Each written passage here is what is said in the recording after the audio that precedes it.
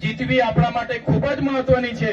આ લોકો બધા મનસુખભાઈ કહેતા હતા, મનસુખભાઈ સાથે મારે કોઈ લેવા દેવા નથી, મારે આ ભાજપની પાર્ટી સામે લેવા દેવા છે અને આવનારા દિવસોમાં આખા ગુજરાતમાં પરિવર્તન લાવીને આમ આદમી પાર્ટીની સરકાર 2027માં આપણે બનાવી છે।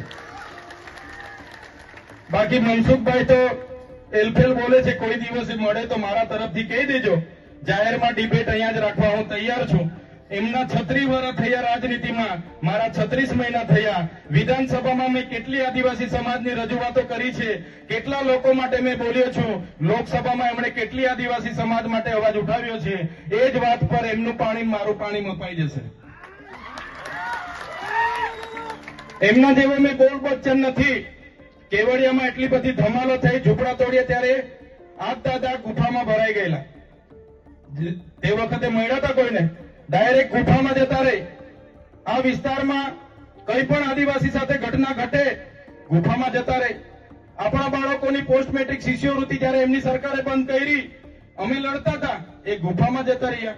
આ વિસ્તારમાં જીએનએમ એમની નકલી કોલેજ ચાલતી હતી, અમે લડતા હતા, એ ગુફામાં જતા રહ્યા। આ જ પોલીસ અધિકારીઓ આપણા લોકોને દેવમોગરા જતા લૂંટતા હતા, અમે એસપી સામે લડતા હતા, એ ગુફામાં જતા રહે। બસ ઉઠી બેઠા કે ચૈતર આમ, ચૈતર તેમ, ચૈતર તેમ। મેં તો કેમ છું, રાતે ઊંઘમાં બી મારા સપના આવતા હશે એવું લાગે છે। મનસુખભાઈ ડેડિયાપાડા આવીને જોરથી બોલી જાય છે। મારે તો મનસુખભાઈને કહેવાનું છે, તમારામાં પાણી હોય ને તો નર્મદા જિલ્લાનો ભાજપનો પ્રમુખ એક આપણાવાળાને બનાવી આપો, તાકાત હોય તો પાર્ટીમાં રજૂઆત કરો કે ભાઈ આદિવાસી જિલ્લો છે, ભાજપનો જિલ્લો પ્રમુખ આદિવાસી જ હોવો જોઈએ એવી માંગ કરો। જોઉં છું પાર્ટીમાં તમારી કેટલી હેસિયત છે, ખબર પડી જાય પાર્ટીવાળા કેટલું તમારું સાંભળે છે।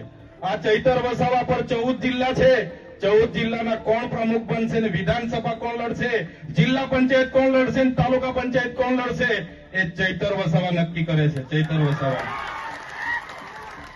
12 લોકસભા સંભાળું છું, 44 વિધાનસભા સંભાળું છું। આવનારી વિધાનસભામાં 44 વિધાનસભામાંથી 27 થી 28 ધારાસભ્ય ચૈતરભાઈની નેતૃત્વમાં વિધાનસભામાં જવાય।